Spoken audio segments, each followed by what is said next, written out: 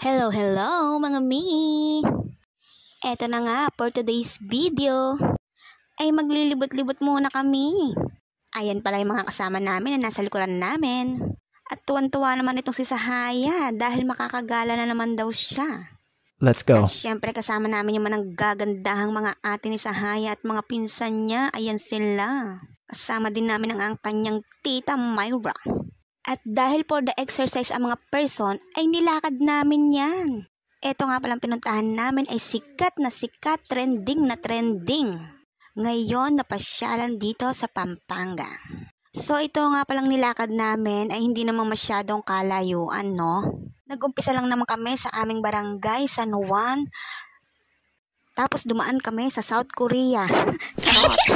So far, wala namang nagreklamo sa kanila at nag-enjoy sila sa kanilang pag-aalay lakad. And then worth it naman ang aming paglalakad at ito na nga, nakarating na kami. Ayan na siya guys, nakikita na namin ang Welcome Santa Ana Night Market. Wow! Nalalapit na ang turo dito at turo doon. Gastos malala na naman ang mga person. Uh-oh! Medyo dumadami na rin yung mga tao. Ang daming mga pagkain, mga mi. Napakahaba nito, mga mi. Ito yung tinatawag nilang bypass road. So, ginawa siyang night market ng Santa Ana. Napakaraming people nung gabing yan, mga mi.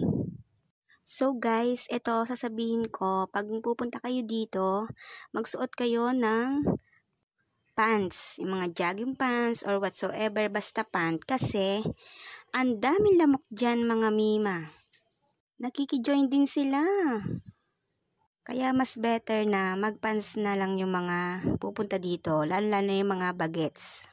So ayan na nga, hindi na namin nabidyohan yung mga pagbili-bili namin ng mga pagkain. Dahil may mga kasama kaming mga bagets na makukulit. So guys, mga mi, pasyal na kayo sa ating Santa Ana Night Market.